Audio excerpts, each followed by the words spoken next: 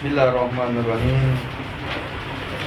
Allahumma shalli ala Muhammad wa ala Muhammad. Assalamualaikum warahmatullahi wabarakatuh. Sebelum kita lanjut pada ini pertemuan ke-8 ya. Ya, 8 kan? Iya. Kita lanjut pada pembahasan selanjutnya. Kita perlu clearkan di pembahasan yang lalu. Sudah tidak ada lagi kendala.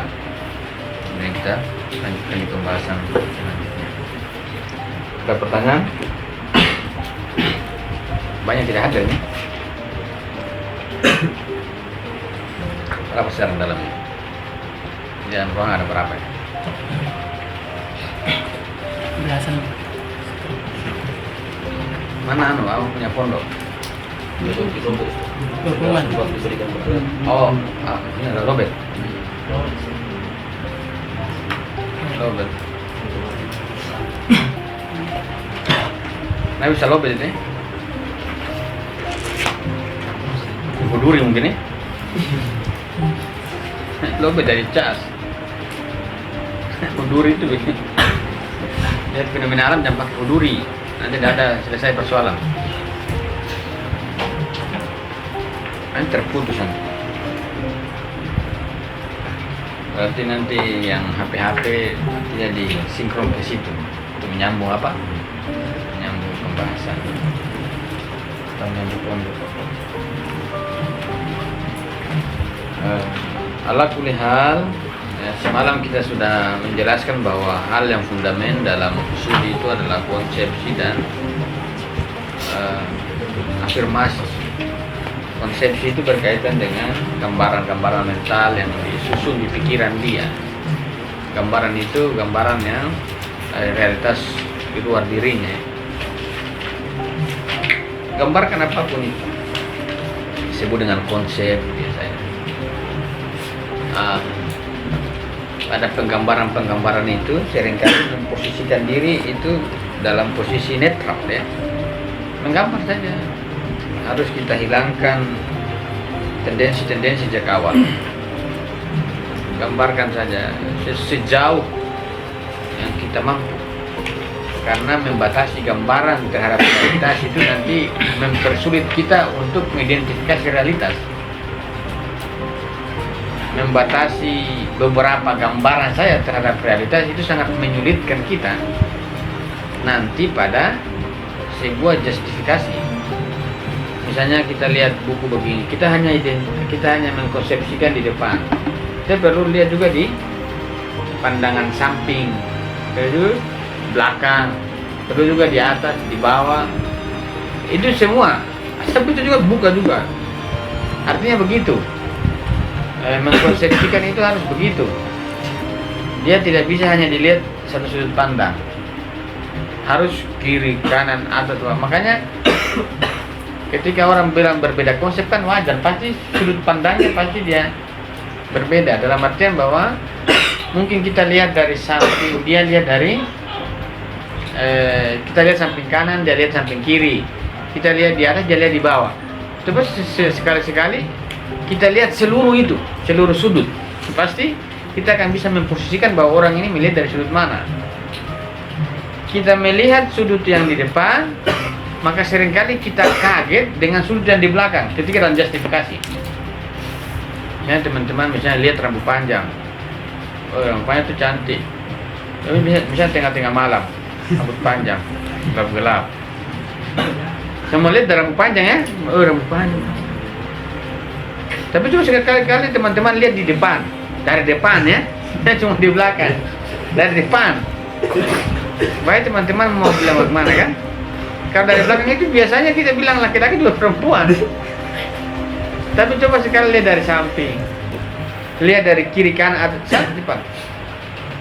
Agar memang realitas itu, karena realitas itu secara konsepsi yang dibangun dalam relasi dengan indrawi itu sudut sudut dalam artian dia apa? Iya, dia punya batasan-batasan. Kalau huduri kan tidak, dia menerima kehadiran eksistensi wujud. Tapi kalau husuni tidak bisa. depan, semua harus di. Makanya husuli itu seringkali dikatakan nirgarat itu karena kemungkinan juga konsep yang kita bangun tidak menyeluruh dalam setiap sudut realitas yang kita pandang. Ada kala menurut Imam Ali Zainal Abidin, keturunan Rasul yang keempat, dia mengatakan kalau kalian tidak salah, mengatakan bahwa kalian memberikan berapa? 40 atau 60 alasan mengatakan orang itu buruk. Dia mengatakan berikan saya 40 alasan dan 40 fakta menjustifikasi bahwa orang itu buruk. Nanti kalian tidak temukan keburukannya. Yang ada cuma baik. Itu artinya sudut pandang ya. Melacak betul-betul, jangan cuma satu langsung dibahas. Jangan terus dulu. Jika kita cuma lihat orang di depan langsung justifikasi, pasti yang ada buruk semua. Kita memelajari lebih. Coba berikan saya 40 alasan terhadap orang yang kalian bilang buruk itu. Coba nanti saya akan memberikan bahwa tidak ada keburukan di orang itu. Penting kita memberikan cuma 2 alasan, tidak bisa lagi berargumen menjadi berapa puluh. Jadi satu argumen biasanya kita juga sudah tidak bisa berargumen. Argumentasi itu sedikit, justifikasi proposisinya itu sedikit, terkait juga dengan itu. Konsep yang kita bangun terlalu sedikit dalam melihat berhubungan dengan realitas itu. Makanya argumentasi kita cuma sedikit. Ketika orang sekali-kali membelok, kita sudah sudah bingung sudah ini. Nah, itu karena apa?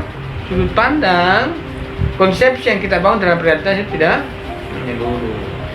Sedangkan partikular kan bagian kan? Kalau bagian berarti kita harus melihat di semua sudut bagian kan? Dalam pengantar bisa kan begitu. Indrawi kan pasti bagian. Jadi seharusnya kita melihat watak alam ini yang bagian itu harus memang dilihat di seluruh bagian-bagiannya. Kalau hanya dilihat di satu bagian, berarti kita menafikan bagian yang lain. Kalau secara husul tidak usah dibahas, itu sudah hadir. Tapi kalau secara husul dia harus lihat bagian-bagian, kecuali realitas alam ini tidak bagian. Nah, ini kan masalahnya faktanya bagian. Kalau faktanya bagian, sedangkan alat yang kita gunakan juga bagian, maka kita harus melihat seluruh bagian-bagian agar semua bisa kita gambarkan. Orang yang rambut panjang, kita bilang dari belakang, saya pernah teman saya itu orang tua sekali, tapi bodinya masih bagus, seksi. Teman saya bilang, cantik. Naik motor tiba-tiba, kurang ajar. Pas dia lihat mukanya kan keriput, yang aslinya begini, dia begitu. Makanya harus lihat sudut pandang samping kiri, kakinya apa sampai di tanah apa tidak. Jangan hanya bilang yang penting perempuan, kakinya sampai di tanah apa tidak, yang jangan diterbang-terbang kan. Ini problem dalam penyusunan konsep, teman-teman. Realitas ya, realitas, konsep ya, konsepsi baru kemudian afirmasi. Ini kan indra kan, indra ini membentuk konsep, bentuk ya. Kemudian pada justifikasi pun demikian. Justifikasi itu adalah menilai konsep pada realitas. Karena semalam saya melakukan proposisi afirmasi itu, yang saya mau adalah pernyataan saja. Banyak sekedar orang membuat pernyataan-pernyataan, padahal pernyataan itu tidak terjadi sama dia kan. Itu yang disebut dengan ketaksaan ya. Taksa itu begitu. Kalau afirmasi tidak begitu. Afirmasi itu adalah sebuah keyakinan yang terjadi keberlangsungannya sabdi dan predikat pada kenyataan. Kalau hanya bilang saya makan, kan pernyataan saja kan. Kita bisa membuat pernyataan sesuka hati, walaupun pernyataan itu belum juga kita lakukan. Pernyataan itu belum juga kita realisasi. Saya makan, saya tidur, itu namanya pernyataan. Teman-teman sekarang bisa buat pernyataan bahwa saya makan. Walaupun pada faktanya teman-teman tidak makan, namanya pernyataan kan bisa. Tapi kalau afirmasi itu sabda dan predikat itu sudah terjadi. Yang terjadi sekarang apa teman-teman? Sekarang duduk, saya lagi duduk, itu meyakinkan. Tapi kalau teman-teman bilang lagi makan, itu tentu akan beragu. Keraguan-keraguan yang muncul dari husul itu karena pernyataan-pernyataan yang tidak dilandasi oleh sebuah keyakinan di dalamnya. Sehingga kita mau membuktikan pernyataan itu tidak bisa dibuktikan karena belum terjadi. Kayak misalnya ini Sunda Empire. Dia pernyataan bahwa dia kerajaan internasional. Tapi ini kan pernyataan. Faktanya apa? PBB juga tidak kenal dia. Ini kan namanya pernyataan. Kemudian kita tanggapi orang punya pernyataan. Ribet sekali. Ribet sekali. Memang pernyataan kan orang bisa berkata sesuka hati. Pernyataan-pernyataan. Dan hati-hati dalam merumuskan afirmasi itu di situ. Pernyataan itu hanya sekedar sabda predikat, seakan-akan terjadi. Namun kalau afirmasi adalah keyakinan terhadap berlangsungnya kesatuan sabda dan predikat itu. Berlangsung ya. Nah, saya makan. Kalau saya makan itu harus berlangsung. Berlangsung berarti memang benar-benar terjadi sebuah aktivitas makan. Saya sementara lagi makan. Saya sementara lagi makan, disaksikan oleh dua teman saya, itu kan lebih meyakinkan. Kan? Meyakinkan. Kalau tidak, maka kita akan mengalami sebuah ketaksaan. Nah, ala kulli hal kita masuk pada kalau ada pertanyaan silakan. Kalau ada pertanyaan silakan. Yang tadi pertanyaannya yang maksudnya yang harus kan yang tidak satu aja yang untuk dititik fokuskan. Tadi untuk menjelaskan itu kan maksudnya dari sudut pandang depan, belakang, atas, kiri, bawah pun itu kan mempunyai karakteristik yang tertentu juga, Ustaz. Itu bagaimana cara buatnya mencontohkan secara sederhana. Karakteristik bagaimana tuh yang berbeda? Ya, yang berbeda kan misalkan sudut pandang dari si perempuan ini dari belakang dia kelihatannya lebih indah dari depan, sedangkan di depan tidak menarik seperti di belakang. Itu kan antara dua kontradiksi yang berbeda. Ya kita kan namanya hanya membuat gambaran, buat gambaran saja. Di belakang cantik, di depan minus, di samping. Begitu buat gambaran saja. Kita dulu menilai. Kalau sudah menilai berarti ada proses. Di sini ada proses analisis tadi. Generalitas disebutnya. Ya kalau ya namanya orang ta'aruf kan begitu kan? Ta'aruf itu maksudnya apa? Mentasawuri. Bukan satu hari langsung sah. Tidak bisa begitu. Tasawuri. Ini bagus tidak? Orang ini bangun jam berapa nih perempuan itu? Oh jam 10, mulai berat. Yang penting jangan bilang buruk. Terserah aja. Jam 10 dia bangun. Satu ya. Jam 10 dia bangun. Bisa masak? Aduh, cuma goreng tempe. Yang penting goreng tempe. Sudah mulai terus digambarkan. Dibatasi ya, saya batasi sekitar 20 hari saya batasi untuk sahur ini. Setelah saya putuskan. Sudah dapat data semuanya. Sudah merenung satu hari dulu. Sudah jadi. Begitu ya. Artinya sampai dengan keyakinan itu. Jangan dia bilang jadi atau tidak, jadi atau tidak. Ini pernyataan. Kalau dia sudah mengatakan tolak, sudah terjadi itu. Allah Subhanahu wa taala kun fayakun itu tingkat afirmasinya tinggi. Kun fayakun, jadi atau tidak. Enggak, jadi maka jadi itu afirmasinya tinggi. Kalau kita mengatakan saya akhiri, itu langsung diakhiri saja, jangan saya akhiri. Saya tarik lagi kembali. Oh, bukan begitu. Dan tingkat afirmasi kalau mengatakan saya akhiri, terjadi pengakhiran itu. Jangan saya mau akhiri. Aduh, bahasa apa yang lain nggak bisa. Kalau kun fayakun, jadi, itu namanya tinggal. Lu kalau bayangkan kalau Tuhan itu hanya bermain pernyataan-pernyataan. Kun, itu jangan dulu. Kan tidak akan jadi kita begini ya. Kita akan masih dalam ayat apa? Dalam imajinasi Tuhan. Tapi kalau afirmasi itu kehendak yang dia letakkan sebagai sebuah penilaian konsep itu terjadi. Kadang-kadang memang kita menjustifikasi itu bukan kita tidak justifikasi, cuma mungkin kita punya konsep kadang-kadang belum matang. Kadang-kadang menunda justifikasi itu karena konsep kita belum matang. Dari mana ketidakmatangan konsep itu? Biasanya dari sebuah relasi indrawi terhadap fakta itu yang belum menyeluruh.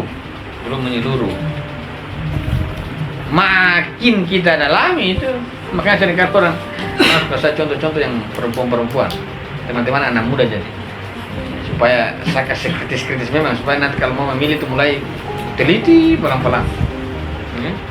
Pelan, itu namanya meneliti ya, bukan disebut dengan pandangan pertama. Pandangan pertama aja kalian lihat cuma muka, ada telinga siapa tahu tuli.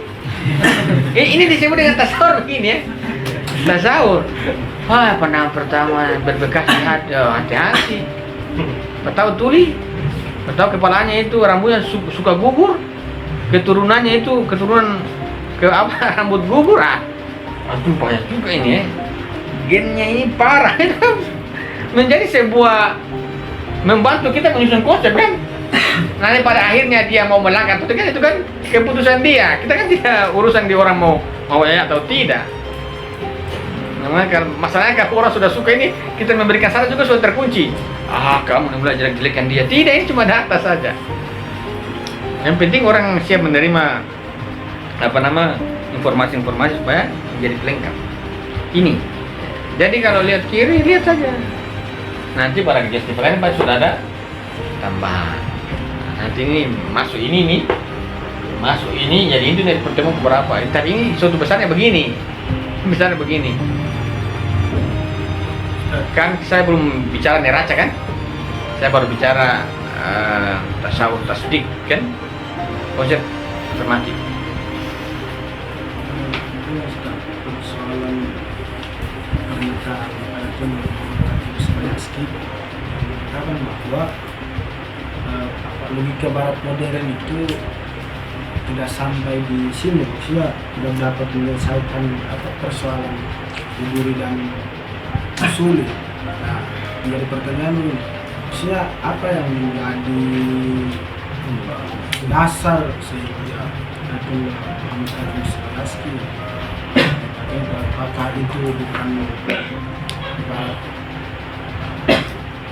yang maksudnya agak sedikit ini ya butuh alasan Ustaz. Maksudnya apa? Tanya dia kalau begitu. Kalau antum tanya pendapat saya, ini kalau antum tanya dia berarti berhubungi dia. Di situ apa dia bilang? Yang antum tangkap? Yang itu, yang semalam yang terakhir dari pernyataan penjelasan itu kan Ustaz sedikit mengutip persoalan itu. Iya, jadi Ayatullah Taqi Misbah mau mengatakan bahwa di barat itu dia kesulitan membedakan antara asosiasi dengan afirmasi. Afirmasi itu kan keputusan ya. Tapi kalau asosiasi itu belum tentu terjadi. Asosiasi misalnya begini. Kalau saya mengatakan pernyataan contoh afirmasi, misalnya contoh afirmasi misalnya, kalau saya goyang tangan ini kan juga bergerak ya. Kita mengatakan sebab digerakkan tangan maka pulpen bergerak. Itu meyakinkan ya. Tapi kalau asosiasi itu dia hanya sekedar pernyataan yang tidak meyakinkan. Misalnya antara lampu dan cahaya ini mana sebab mana akibat? Mana sebab mana akibat? Asosiasi itu kan keseiringan dua fenomena yang terjadi. Jadi misalnya siang dan malam. Siang dan malam itu mana sebab mana akibat? Dalam teori asosiasi. Karena teori asosiasi itu kan mengatakan bahwa kausalitas itu muncul dari asosiasi, begitu kan? Asosiasi itu mengatakan bahwa kausalitas itu muncul dari dua fenomena yang beriringan begitu. Coba lihat itu siang dan malam yang beriringan itu, kira-kira mana sebab mana akibat? Tidak terjadi kan? Ini di posisi ini Barat tidak bisa membedakan mana afirmasi dan mana asosiasi. Jadi asosiasi itu kan hanya sekedar fenomena saja, fenomena yang terjadi, tapi kita tidak bisa hukumi bahwa kausalitas itu muncul dari asosiasi begitu. Itu penjelasannya panjang di David Hume, dan itu kerja yang berat kita nanti di Falsafatuna Februari. Saya tidak singgung-singgung Barat, saya fokus Islam dulu nih. Saya tidak sentuh-sentuh Barat, saya lompat-lompat Barat kan saya tidak singgung-singgung. Kalaupun nanti di akhir-akhir dia singgung, tapi nanti kita melihat teori-teori keraguannya menjadi persoalan. Tapi kalau asosiasi itu begitu, bahwa setiap akibat melahirkan sebab itu muncul dari, kita menangkap itu karena dari fenomena yang beriringan. Ini lampu dan cahaya ini lah, ketika kita lihat lampu kan langsung cahaya, sama-sama ya, beriringan. Kira-kira antara lampu dan cahaya apa menjadi penyebabnya? Apa menjadi penyebabnya? Kita tidak bisa mengatakan cahaya itu sebagai sebab. Kita juga tidak bisa mengatakan bahwa lampu sebagai akibat, ataupun sebaliknya, karena yang menjadi persoalan itu kan yang ditombol itu ditekan kemudian menyala. Artinya apa? Asosiasi itu adalah sebuah pernyataan yang hanya menjelaskan subjek predikat itu berlangsung, kejadiannya, tapi tidak sampai pada keyakinan berlangsungnya, tidak ada faktanya. Kira-kira ini berlangsung memang sampai predikat berlangsung bahwa lampu itu lampu dan cahaya itu bersamaan, bahwa lampu sebagai subjek, kemudian cahaya sebagai predikat, bahwa lampu menyala. Tapi apakah hubungannya terjadi secara faktual? Tidak. Lagian kaitan di sini itu bukan di lampu dan di cahaya, yang ada kan di kontak, kan? Karena kontak berarti menyala itu. Barat itu menilai ini, fenomena ini. Dia tidak melihat ada sebuah keyakinan terjadinya sebuah relasi yang benar-benar terwujud di kenyataan. Jadi asosiasi sebenarnya hanya permainan logika saja. Nah, kita juga harus perlu membedakan konsep itu banyak sekali. Tapi kira-kira begitu. Ketidakmampuan kita mendudukan afirmasi dan asosiasi itu begitu. Afirmasi itu kenapa dia diletakkan? Karena pasti akan ada pembahasan tentang sebuah neraca. Ini kausalitas akan dia bahas. Nah, itu akan berbenturan dengan Eropa yang seringkali mengatakan bahwa kausalitas itu asosiasi. Islam itu sudah mengkritik itu. Mengkritik. Jadi kausalitas itu bisa ditemukan dari fenomena yang berurutan. Bagaimana dia bisa menjelaskan antara Tuhan dan ciptaan yang tidak berurutan? Maka pasti kan kausalitas tidak berlaku. Memangnya dia lihat Tuhan dengan alam begini-begini, sama-sama begini terus, tidak kan? Tidak. Maka asosiasi itu tidak bisa generalkan. Itu makanya Taki sejauh itu dia kritik paling tidak pendapat yang satu begitu. Sebenarnya masih panjang, tapi ini aja kira-kira begitu. Alah, katanya?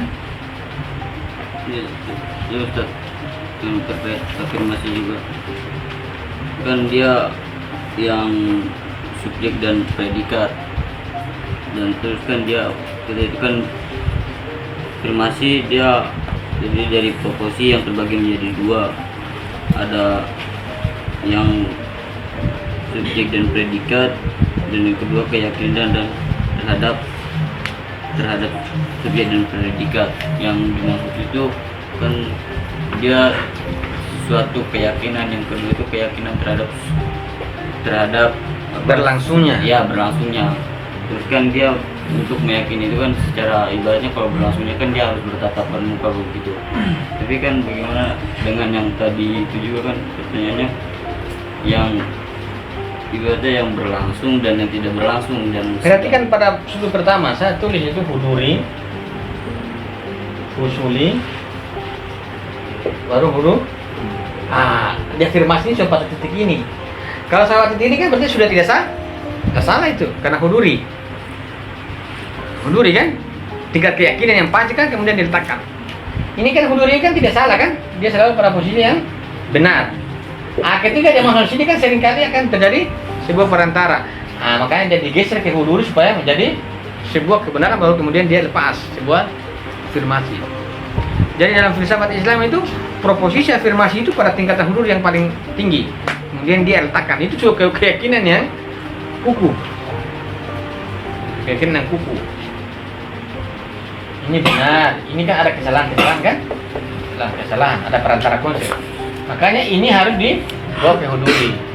Kalau saya menulis itu, yang hadir yang dipahami, kemudian yang dipahami itu dihadirkan. Yang hadir ini kita cuma melacak kausalitas. Kausalitas yang kita tahu dari fenomena itu, kemudian kita yakini itu memang benar-benar terjadi, baru kemudian dia afirmasi. Jadi keyakinan itu di subjek memang. Artinya bahwa dia sudah menguji semua kan, baru kemudian dia letakkan. Dia sudah menguji. Makanya mengapa penting itu fakta? Mengapa penting itu konsep yang dia bangun, semua dia bangun. Orang bilang, kamu tiap hari kok mengkonsepsi, terserah, ini bukan masalah ini masalah penjustifikasian. Dikumpul semuanya, detail, dan kemudian kita kan bisa ukur. Kalau kita mulai mengkonsepsi, kita bisa ukur itu. Oh, ini sudah tidak wajar, ini keliru kan? Misalnya sekarang itu, Sunda apa tuh? Empire itu. Coba lihat dia jelaskan terus. Kemudian dari penjelasan itu yang kita amati terus, dari penjelasan satu ke penjelasan satu tidak mulai nyambung. Itu dengan dengan yakin ini tipuan. Tinggal diuji, ketika saya mengatakan ini tipuan, tinggal diuji itu, suruh polisi lacak. Sekarang bukti bahwa dia ganti di Wikipedia. Dia ganti itu Sunda Empire itu, dia ganti di satu berita, dia ganti namanya, dikasih masuk di situ. Itu kan mulai itu kira-kira begitu. Makanya kita pasti membaca konsep karena ketika dari satu konsep ke konsep yang lain dia bicara, itu sudah mulai nyambung. Sudah, berarti tingkat keyakinan yang kita dapatkan juga makin tinggi. Baru itu kemudian kita letakkan bahwa antara cerita dia dengan fakta sejarah yang dia buat ini adalah sebuah rekayasa atau mempunyai psikologi mungkin. Dia mau berkuasa tapi dia belum dapat jatah, jadi dia buat organisasi begini. Sebenarnya kalau dia buat organisasi enak, dia buat kerajaan internasional. Ini bukan main-main, ini kerajaan internasional yang semua PBB, Gedung Putih semua di Bandung. Kan? Gimana fakta sejarahnya? Tapi kali-kali juga kita tidak bisa mengatakan salah karena sejarah Indonesia itu sejarah penguasa. Mereka buat tergantung mereka punya kepentingan. Itu tidak secara teori-teori sejarah kan ada itu bahwa sejarah itu dibuat oleh siapa yang jadi kalau Soeharto itu dia menjabat baik terus. Nanti naik satu dia buruk-burukan itu. Begitu terus itu sejarah. Bagaimana bisa orang tidak frustasi ya? Gimana sebenarnya yang benar sejarah ini? Pasti. Makanya kalau muncul begini bisa dimaklumi. Karena teori sejarah mendukung bahwa sejarah tergantung penguasa. Sekarang yang kerajaan-kerajaan yang berjaya siapa aja? Yang ketika muncul ini terganggu. Berarti ada sebuah relasi kuasa dalam tafsir sejarah. Makanya kita bilang, wah ini ngikut. Kenapa dia punya dasar juga? Tapi ada kala proposisinya tidak satu dengan yang lain tuh tidak nyambung jadi kayaknya kemungkinan besar direkayasa. Kira-kira begitu ya. Jadi kalau proposisi afirmasi itu dia sudah tingkat keyakinannya tinggi bahwa ini memang terjadi, kenyataan ini terjadi, bahwa saya makan itu ketika saya mengatakan saya sedang makan itu memang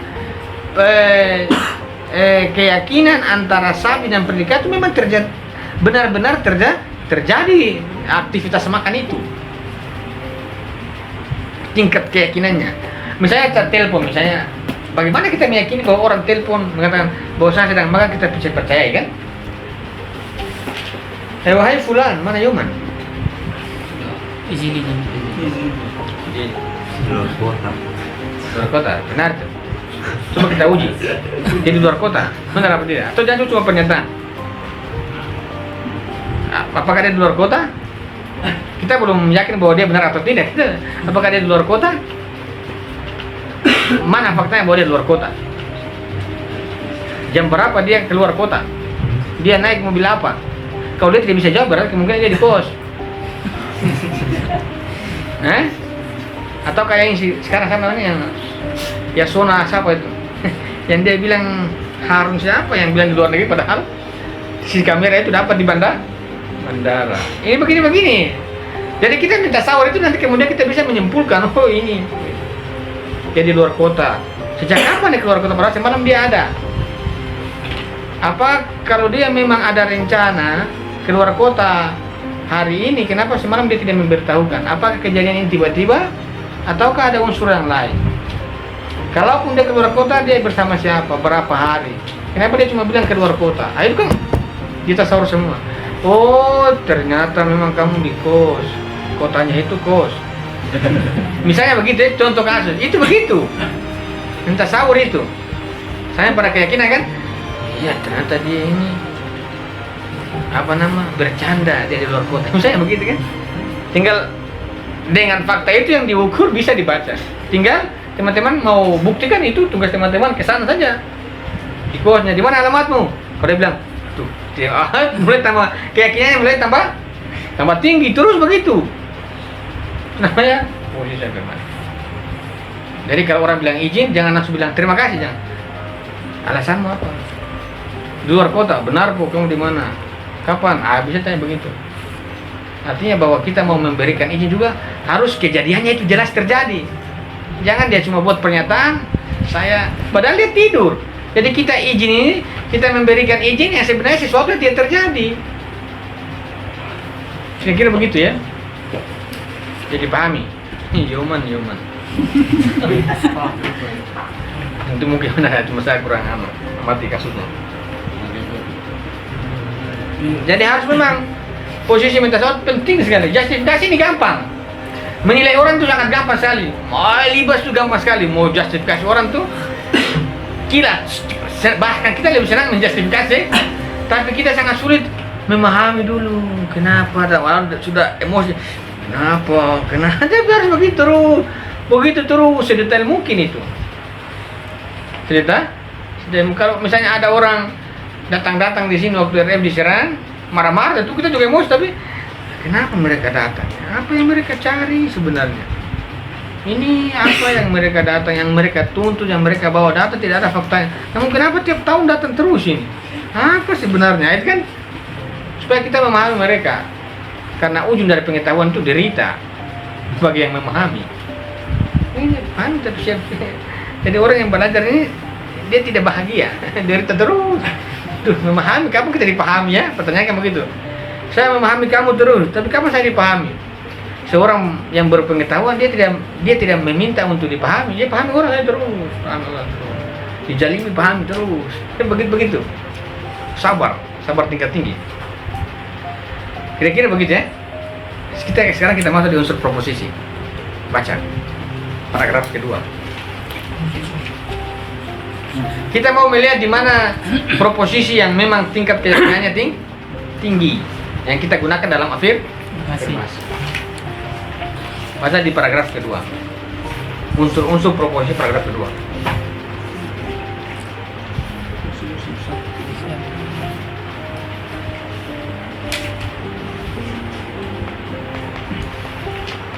Unsur-unsur proposisi.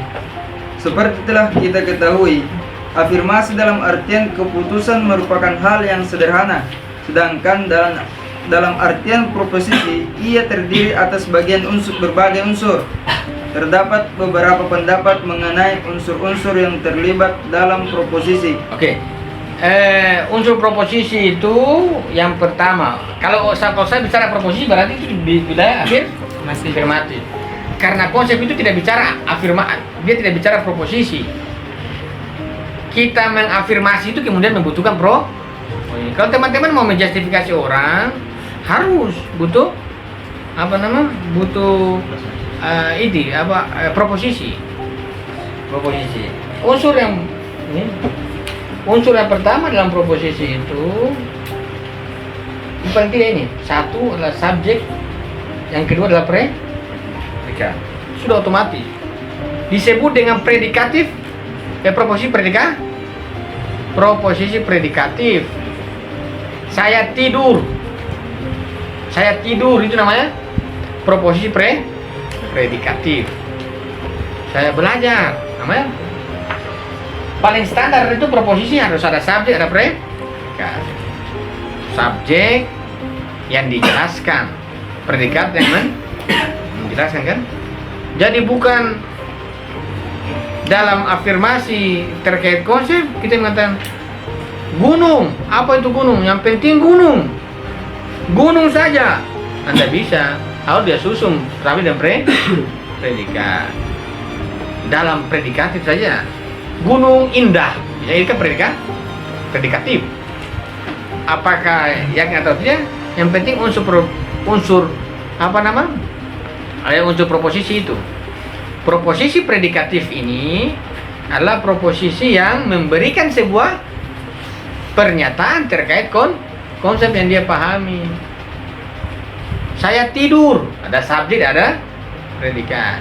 Saya makan, ini namanya predikatif. Unsur yang paling fundamental, subjek, ada subjek, ada predikat. Ini kira-kira subjek, ada predikat.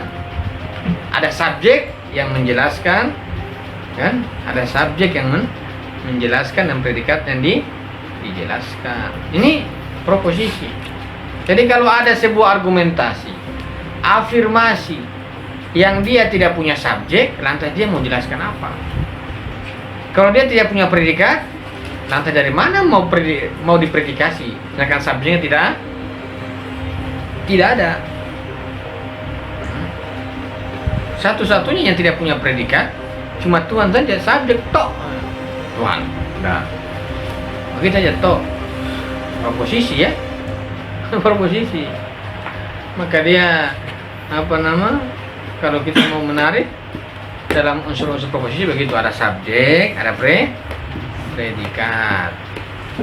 Kenapa harus ada subjek, ada predikat? Karena dia berhubungan dengan yang realitas di luar dirinya. Karena kan dia mau memberi pembuktian. Maka proposisi untuk membangun sebuah proposisi dia harus meletakkan sebuah unsur yang dia gunakan. Ada subjek, ada predikat. Tidak itu. Itu dalam logika panjang. Tapi ini dia kasih kerucut saja. Sekitar berapa? Banyak sekali. Bisa juga capek belajar logika tuh. Apa cuma hafal rumus-rumus kan?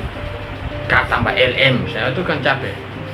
Tapi nanti sini teman-teman masuk di logika, baru nanti kita nanti sama Tuhan. Tapi di Ustaz, itu yang pertanyaan Al-Ghazali itu dia yang menganggap kehidupan ini adalah mimpi, itu gimana? Sedangkan kita memposisikan subjek dan predikatnya untuk pernyataan Al-Ghazali yang menyatakan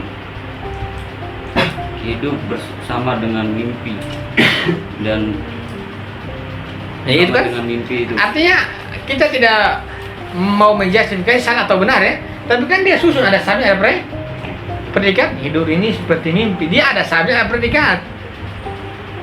Ada kan dia susun? Ada proposisi sudah bangun. Kita tidak mengatakan benar atau tidak. Pada unsur proposisi dia ada bangun.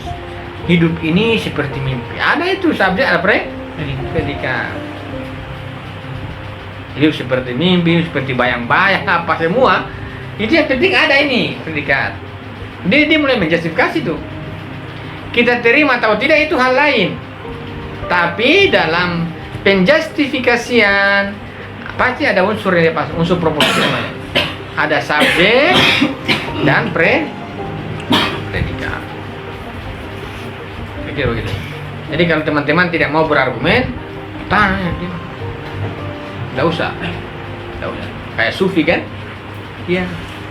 Wahai Fulan, kenapa kamu tidak bicara? Ada dulu teman saya, namanya Abu. Dia sekarang di Bandung menikah. Belajar sama-sama dan dia itu menjalankan ritual tidak bicara. Tuhan tidak bicara 40 hari. Jacob kita panggil Abu. Nah, kita paham ya. Mau makan dia tidak bisa, dia tidak makan atau tidak, dia tidak bisa mengatakan ya atau tidak. Oh tidak. Saya kurang tahu yang kepala ini apakah sakit gigi atau apa, tapi dia kan tidak bisa bicara. Jadi kita beberapa hari jalan kita mau selesai dia punya ritual itu. Bagaimana mas pada bicara? Nanti mas saya kerjain orang Medan. Telepon berbunyi. Dia bilang, Abu, orang tahu mau telepon. Saya bilang, halo, padahal itu telepon itu hanya kayak lagu Drink itu diputar. Kurang ajar, sudah batal, ritualnya sudah batal, gugur semua. Sudah bisa berproposisikan. Itu sulit sekali kalau dalam promosi kita pahami orang. Jadi kalau ada orang marah, suruh dia bicara, jangan dia. Yang paling sulit itu perempuan, kalau sudah marah dia tidak mau bicara. Kesal kau bicara, meraju saja ngambil. Sengsara sekali kan. Makanya bagi laki-laki yang rasionalitasnya tinggi, dia setengah mati bagi orang yang tidak suka bicara. Tidak bicara lagi. Makanya diamnya perempuan tuh penyakit bagi laki-laki. Masalah besar. Karena harus argumentatif. Proposisi kan. Kalau proposisi dia akan menyusun subjek, predikat. Lebih suka cari orang yang cerita supaya enak diskusinya. Oh ada masalah yang dia keluarkan. Kalau dia diam-diam, wah bahaya gitu.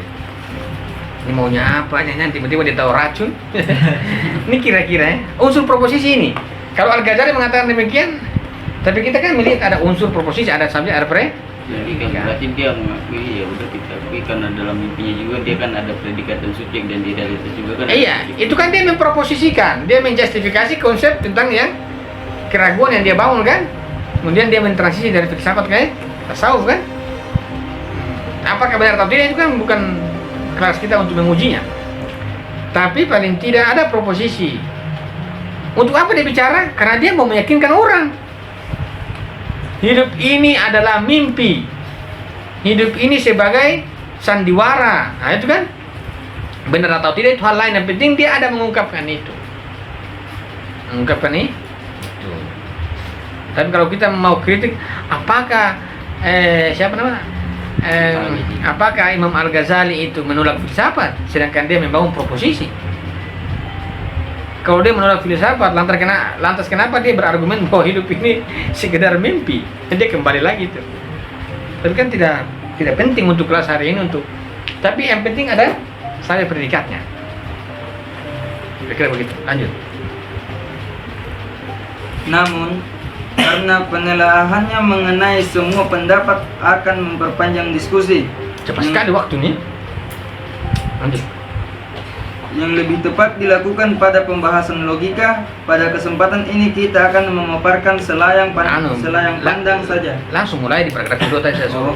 Nanti dia tasawur berarti. Sebagian berpendapat bahwa setiap proposisi predikatif tersusun atas dua unsur, subjek dan predikat. Sebagian lain menambahkan relasi antara subjek dan predikat sebagai unsur ketiga dalam proposisi predikatif. Satu ada subjek, predikat. Yang kedua dia harus pasang relasi. Saya makan itu tidak cukup. Dia harus memasang. Misalnya saya sedang makan, ya. Ini predikatif. Kalau hanya subjek saya makan itu predikatif. Tapi kalau ada tambahan yang lain disebut dengan relasi dalam proposisi, maka harus ada saya sedang ini kan sebagai sebuah relasi. Proposisi juga itu, ada saya makan proposisi, ada saya sedang makan. Baik tingkat keyakinannya pasti beda-beda tuh. Yang hadir dalam diri kita pasti berbeda-beda. Proposisi itu saya makan, itu juga saya sedang makan. Ada sebuah relasi di dalam proposisi. Lanjut. Lanjut saja. Lanjut yang tadi. Sebagian ahli logika membedakan antara Lanjut yang tadi yang keempat. Sedangkan sebagian lain lagi menambahkan keputusan mengenai berlangsung tidaknya hubungan sebagai unsur keempat dalam proposisi. Oke. Yang pertama adalah subjek predikat. Yang kedua itu ada relasi. Yang ketiga, yang keempat, ini kan satu. Dua. Unsur pertama kan subjek. Unsur kedua predikat. Unsur ketiga adalah relasi. Unsur keempat itu adalah berlangsungnya ini relasi subjek predikat. Itu afirmasi yang paling kuat. Jadi hanya subjek yang predikatif kan? Ada juga relasi yang ditambahkan dalam subjek dan tapi ada yang terakhir adalah menambahkan keberlangsungan terjadi, relasi itu benar-benar terjadi antara subjek dan saya sedang duduk. Tapi ada yang menambahkan bahwa saya sedang duduk, ini kan ada relasi. Tapi kalau dalam yang poin keempat, dia mengatakan bahwa dia menambahkan keputusan mengenai berlangsung atau tidaknya relasi itu terjadi atau tidak. Saya sedang duduk, apakah memang benar-benar saya sedang duduk atau tidak kan? Keputusannya ya atau tidak. Jadi kita bisa melihat tingkatan proposisi. Satu, proposisi ada predikatif, itu hanya sekedar sebuah pernyataan kan, saya makan. Artinya bahwa tingkatan ini belum sampai pada sebuah keyakinan. Begitu juga saya sedang makan, itu juga belum sampai pada sebuah keyakinan. Tapi kalau terbukti bahwa berlangsung atau tidaknya relasi itu pada subjek dan predikat, itu sebuah keyakinan. Artinya bahwa ada yang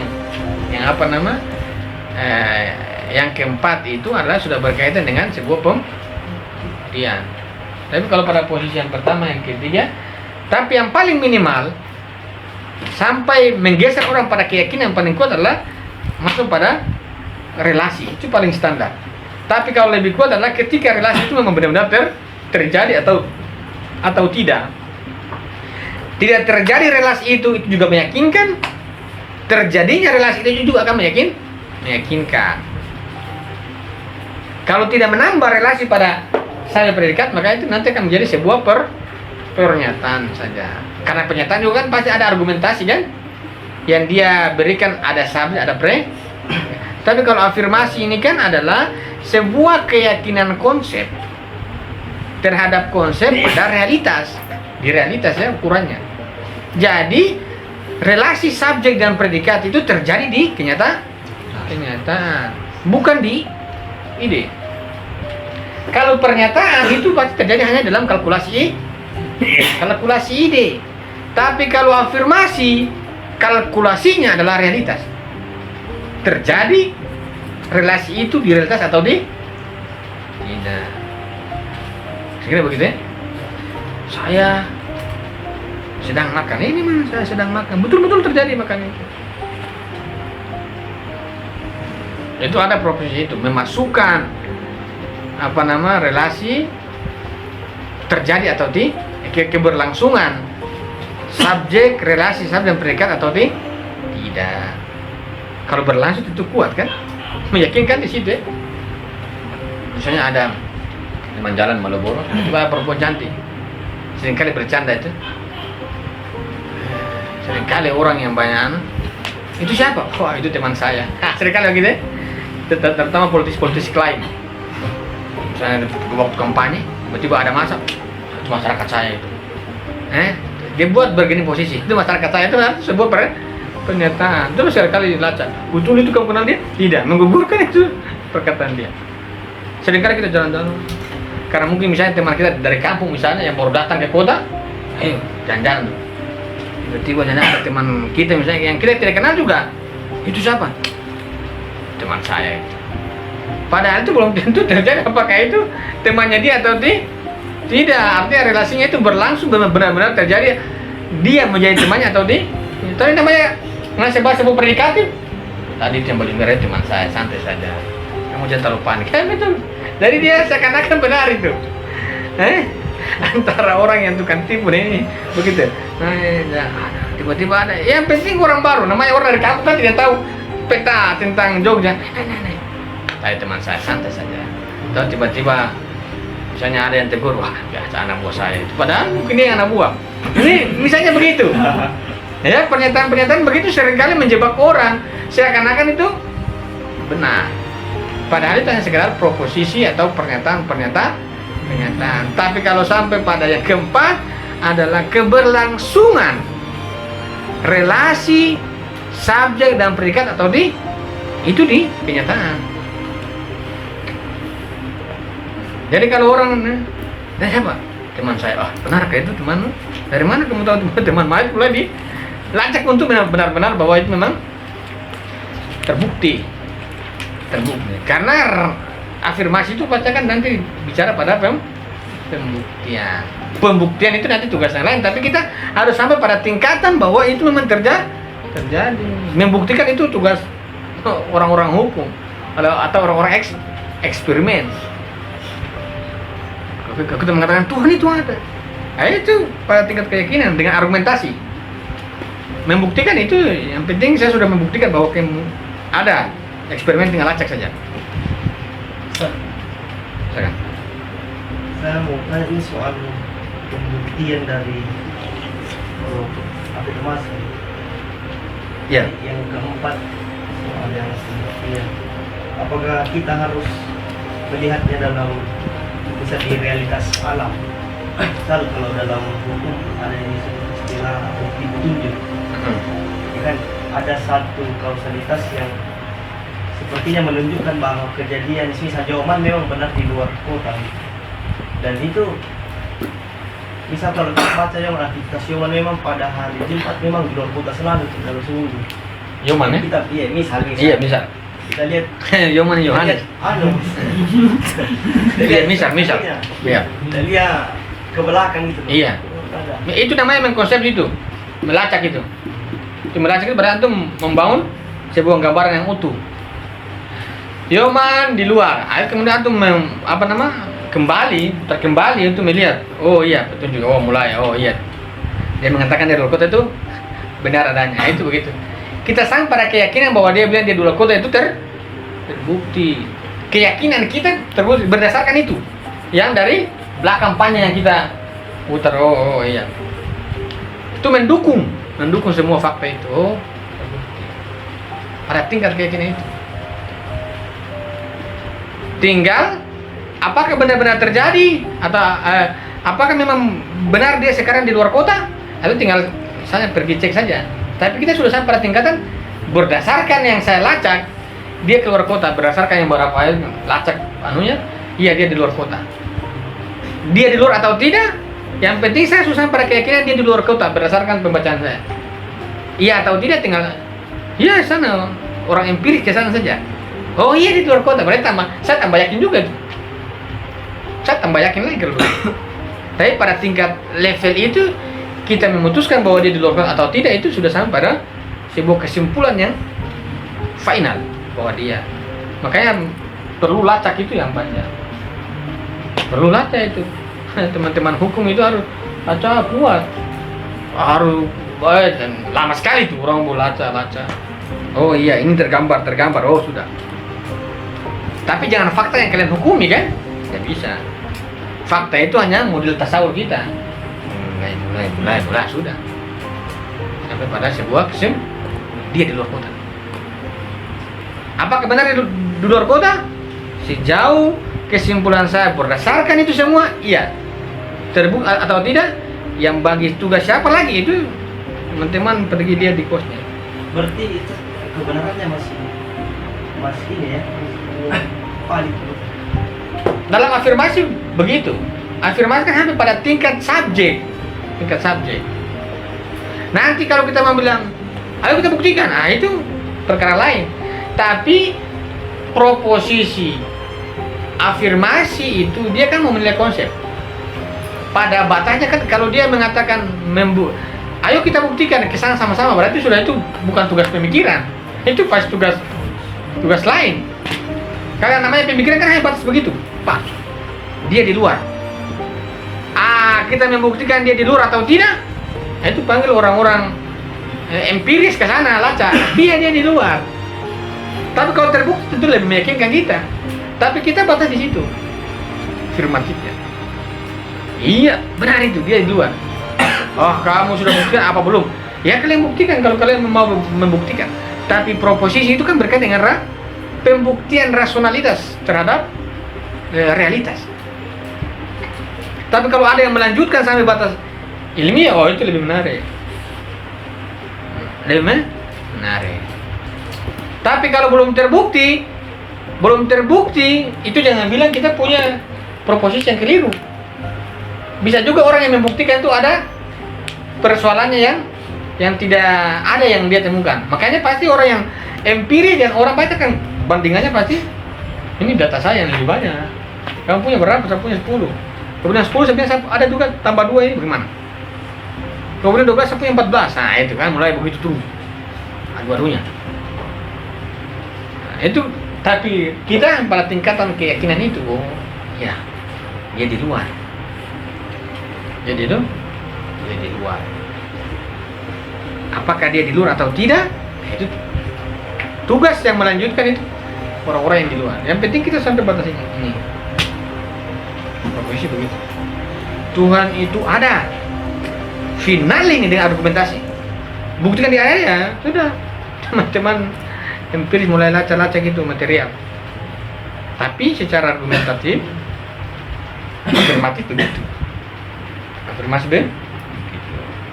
Artinya bahwa tingkat atau keyakinan terhadap relasi antara subjek dan predikat itu keyakinan berlangsungnya relasi antara subjek dan predikat atau bersatunya subjek dan predikat. Kalau kita sudah melihat keyakinan kita terhadap berlangsungnya subjek dan predikat itu sudah kita dapatkan, arti dapat keyakinannya.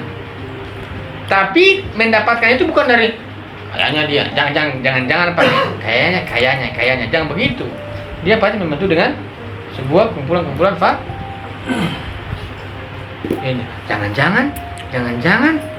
Jangan dia begini, jangan begitu. Dia sudah mengetahui secara individu bahwa dari proses awal sampai sekarang itu terbaca bahwa dia lagi keluar kota dengan bukti yang ada. Oh ini. Makanya pasti afirmasi itu yang membuktikan pertama sekali itu antara orang yang mau mengafirmasi. Dia tidak butuh orang lain, dia sendiri. Oh iya. Ya, kedua. Nanti kemudian tugas pembuktian ilmiah itu job orang lain, yang penting saya cuma batas ini saja. Tapi lebih menarik kalau apa yang kita bicarakan sebagai sebuah tingkat keyakinan itu kalau kita sendiri juga membuktikan di realitas itu lebih menarik. Ya, karena ada orang hukum ya, udah polisi buktikan oleh polisi. Jadi kalau kita mau ini juga bisa. Tapi pentingnya batas proposisinya di sini. Kita meyakini secara benar keputusan itu bersatunya subjek dan predikat itu terjadi. Artinya bahwa terjadi itu bahwa kesatuan subjek dan predikat itu memang benar adanya. Dari mana kita tahu? Dari sebuah proses awal ini pembentukan konsepsi itu. Makanya kalau saya mendefinisikan tasdik itu adalah dari mana tasdik kita temukan? Dari mana tasdik kita temukan? Perhatikan pembahasan awal. Pembahasan awal itu bahwa akal menemukan kebenaran. Sedangkan pada proposisi tasdik ini kan mulai akal. Maka cukup saja kita membuat konsepsi, maka kebenaran akan muncul dalam konsepsi kemudian ditasdik itu.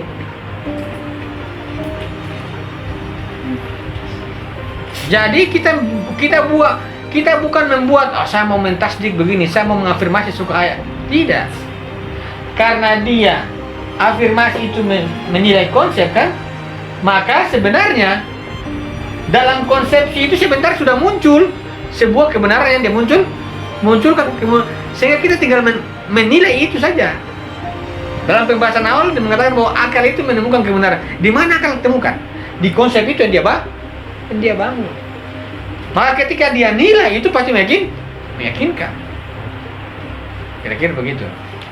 Jadi kalau kalau ada sebuah penilaian tidak meyakinkan, kemungkinan besar di pernyataan. Yang kedua, kalau penilaian atau afirmasi tidak meyakinkan, kemungkinan besar teman-teman membuat afirmasi yang tidak berkaitan dengan konsep. Karena afirmasi itu yang kita nilai konsep. Apa yang kita nilai? Apa yang kita nilai? Apa yang kita nilai? Konsep yang sudah jadi. Artinya bahwa ketika kita mulai membangun konsep, itu akan menangkap, oh ini konsep yang benar. Kemudian dia nilai itu saja. Jadi proposisi itu yang muncul dari sini. Ketika akan menangkap sebuah kebenaran sini, kemudian dia memproposisikan, bukan dia membangun sebuah proposisi yang keluar dari konsepsi. Makanya saya duduk pada awal konsep itu penting itu. Karena kita bisa akan melihat ada yang tidak ketemu. Dan kita bisa mengkritik konsep kita ketika tidak sampai pada sebuah kesimpulan, ada yang putus ini. Ada yang kurang. Itu kita akan mulai mengkritik lagi, kita mulai mencari bangunan yang hilang itu. Dan sebenarnya afirmasi itu gampang-gampang, tinggal susun proposisi kok. Ini kan. Tapi konsepsi itu, karena struktur pertama bahwa akal itu menangkap kebenaran. Di sini kan konsep kan, menangkap ini baru kemudian dinilai. Makanya kalau teman-teman misalnya contoh misalnya teman-teman kalau misalnya berdiskusi, ketika orang itu banyak bicara, itu makin kelihatan. Oh ini mau kelihatan. Makin banyak bicara itu makin bagus karena kita bisa melihat apa argumentasinya yang tidak connect atau connect. Lebih baik berdiam-diam saja. Bagaimana pendapat kamu tentang kerajaan? Baik, cukup.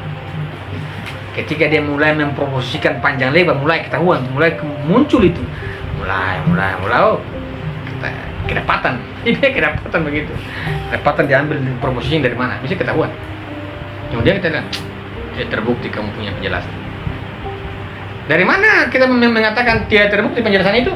Dari yang dia jelaskan itu. Kita ada jelaskan panjang lebar, kan kita kan akan menguji itu. Kita yang menguji apa yang dia jelas. Terus, oh tidak terbukti penjelasan. Keyakinan saya begitu. Anda begitu ya, tinggal buktikan saja. Kira-kira begitu ya. Jadi kita memang perlu ini yang penting. Ada realitas, berarti kan realitas jangan diabaikan. Kira-kira begitu. Kalau belum, teman-teman mengantuk, belum jam 10 lewat 10 nih.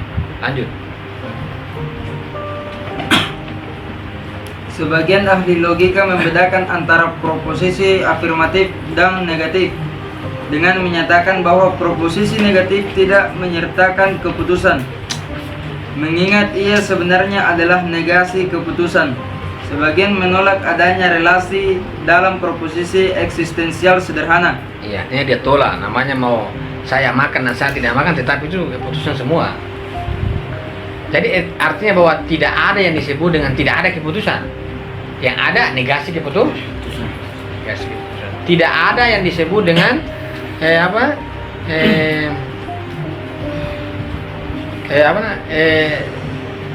tidak ada yang disebut dengan negasi keputusan. Yang ada adalah keputusan negasi. Afirmasi positif kan, saya makan, saya tidak makan. Jadi itu keputusan. Saya makan keputusan, saya tidak makan juga keputusan. Jadi pada logika itu begitu. Berbeda dengan proposisi eksistensial. Saya ada. Itu seringkali ini proposisi logika. Proposisi logika. Ada juga disebut dengan proposisi predikasi primer. Proposisi predikasi primer itu adalah proposisi yang secara konseptual itu sama dengan predikat sama. Bisa saya mengatakan kucing itu hewan apa? Mengeong. Yang mengeong itu pasti kucing. Jadi kita lihat kucing mengeong pasti itu namanya predikasi primer. Ini proposisi logika. Berbeda dengan proposisi filsafat. Berbeda dengan proposisi filsafat. Kalau proposisi logika begini aja. Saya makan saya. Makanya yang dikatakan bahwa berlangsung atau tidaknya sebuah relasi antara subjek dan predikat, itu dia jatuh pada proposisi filsafat.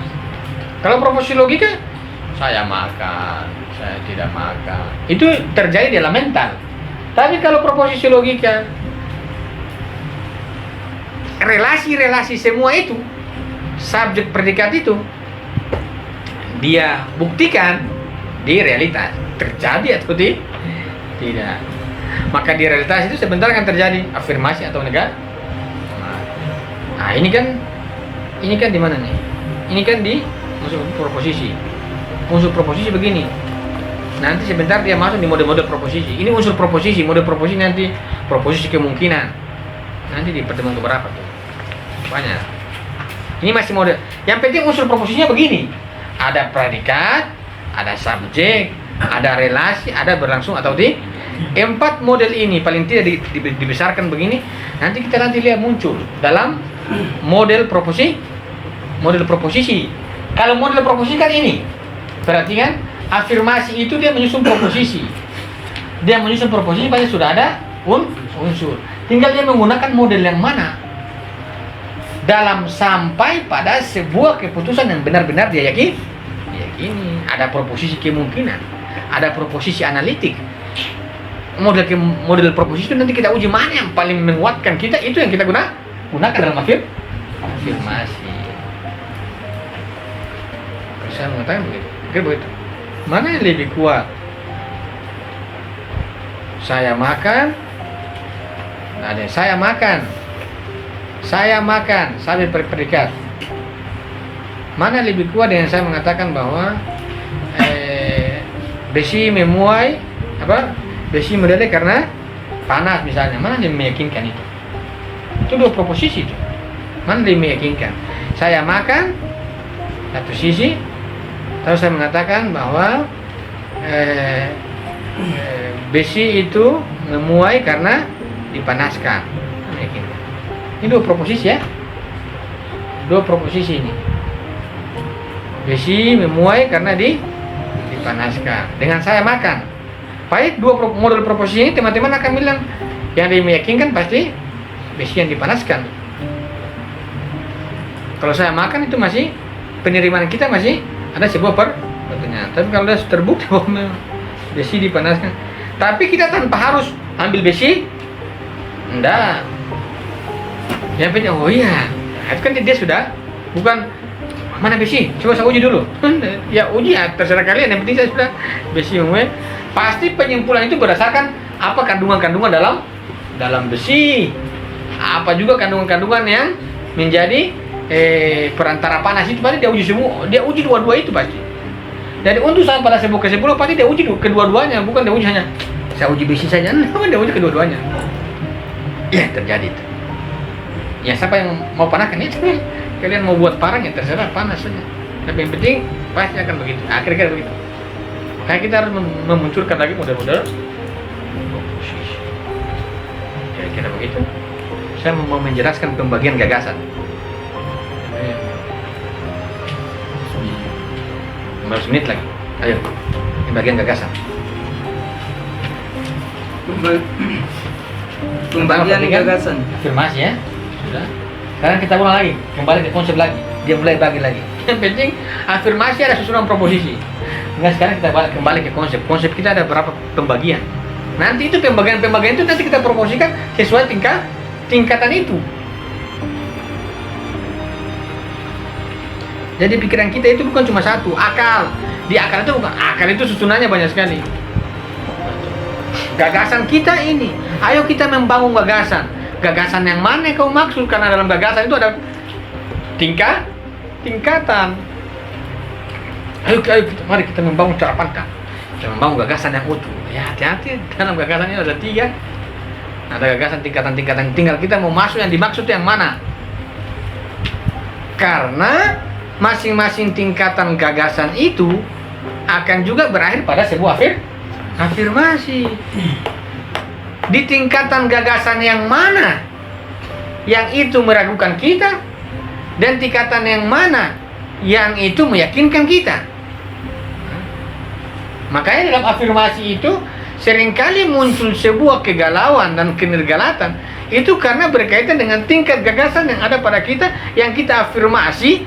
Ada yang punya kenyataan, ada yang tidak. Kalau yang ada, alhamdulillah. Kalau tidak, itu kan membuat dilema lagi. Makanya dalam afirmasi kita perlu melihat, kalau orang ragu-ragu terus ini tingkatan mana yang dia letakkan dalam gagasannya dia itu ya. Gagasan. Coba kita lihat dulu. Baca pembagian gagasan. Dari satu perspektif, gagasan dapat dibagi menjadi dua, universal dan partikular. Gagasan universal adalah konsep yang menyentirkan sekian banyak hal dan benda, seperti konsep manusia yang dapat diterapkan pada jutaan individu. Sebaliknya, gagasan partikular adalah bentuk mental yang cuma menyentirkan satu mewujud, seperti bentuk mental tentang Socrates. Gagasan universal maupun partikular mengikuti dasar pembagian lain, dapat digolongkan menjadi beberapa tipe. Oke. Jadi gagasan itu gagasan ini konsep ya. Sini tuh di pikiran kita itu ini ada dua ini model ini. Ini bicara gagasan. Bicara gagasan. Ada disebut dengan universal. Ada yang disebut dengan partikular. Ya. Kalau universal itu apa? Yang menyartirkan banyak objek. Misalnya contoh manusia, kan dia banyak kan, dia menunjukkan Yoman, dia menunjukkan Yaman, Yohane, Aril, banyak. Artinya banyak. Artinya dia cantiknya banyak. Yohanes banyak lah. Aril dan lain sebagainya. Luna Maya juga. Namanya gagasan universal. Yang dimaksud dengan gagasan universal adalah konsep yang menyantirkan sekian banyak hal dan benda, seperti manusia. Bisa juga kita bilang binatang, lebih banyak kan? Saya bilang benda juga kan lebih banyak. Yang penting dia menyantirkan banyak objek. Berarti kan dia menyantirkan banyak objek. Kalau saya mengatakan manusia, ini kan dia menyantirkan apa? A, D ya, dan C. Jadi kalau saya mengatakan benda, kalau saya mengatakan makhluk, misalnya makhluk hidup, akan dia menyantirkan apa? Manusia, apalagi? Hewan. Secara ini dikatakan universal, tapi yang kita mau adalah universal yang menyantirkan banyak objek. Objek manusia itu apa? Ini. Tapi kalau manusia ada objeknya tidak? Ada tidak? Objek manusia. Yang ada itu Amri, saya. Ini kan objek manusia. Tapi kalau manusia sendiri punya objek independen? Tidak.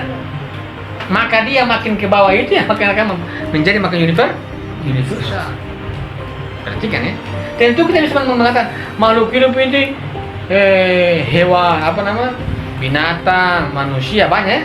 Tapi dengan definisi bahwa gagasan universal adalah konsep yang menyantirkan sekian banyak hal dan benda.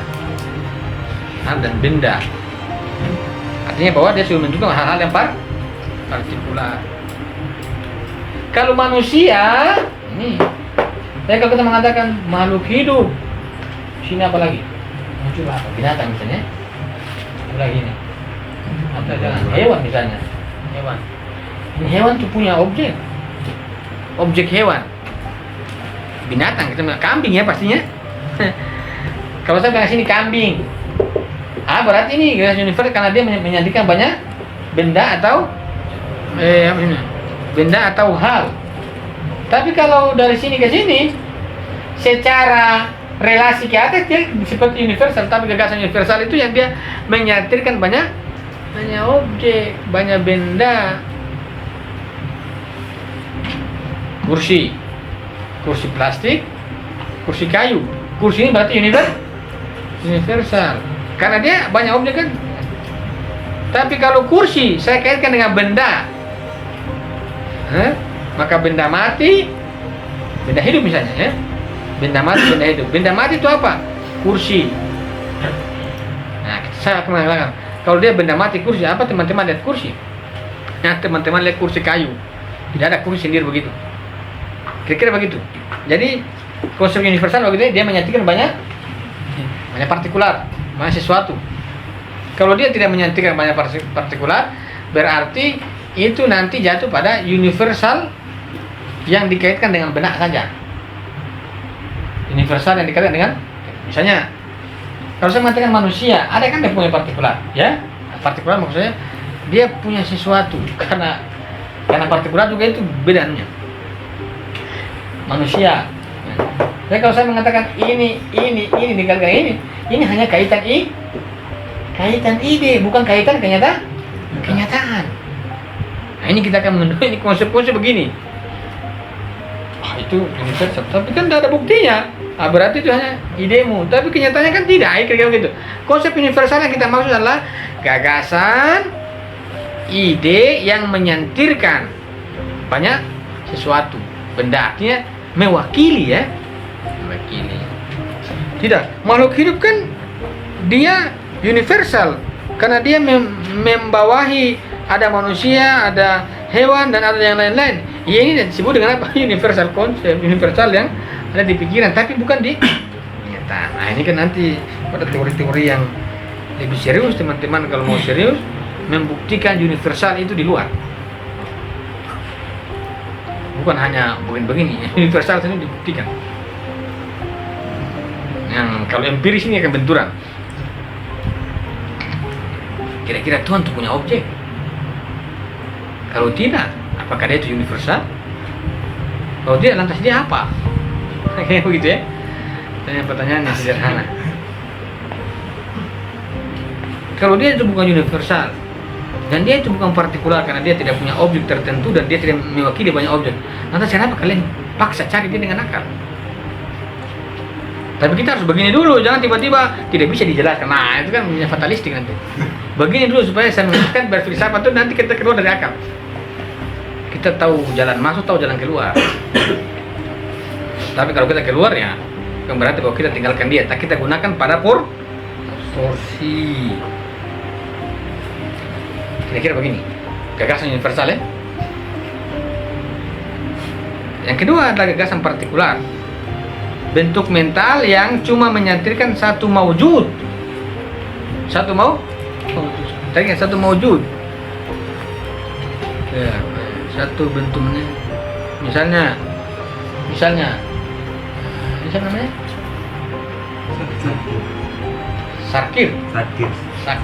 Sakir.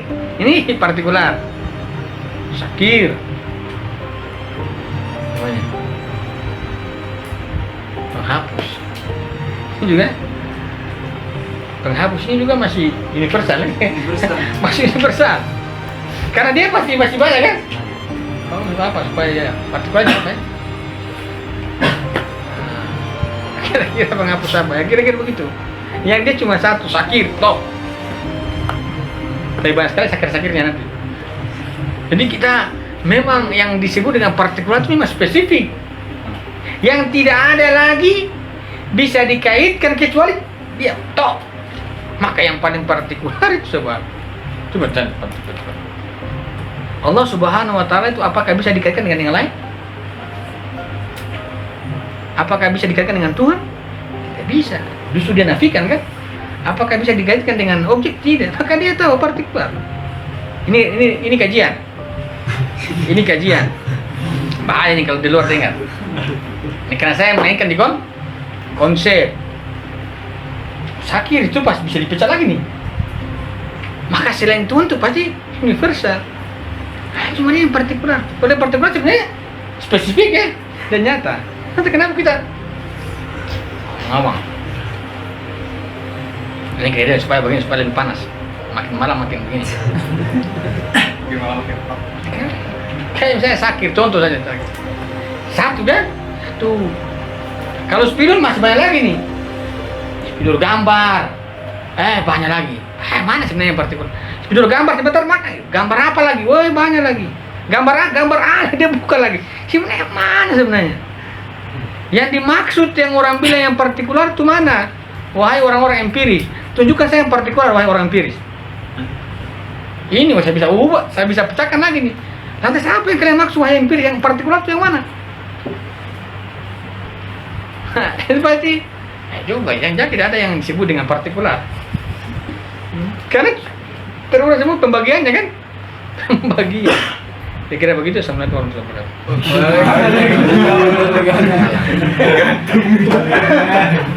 wabarakatuh.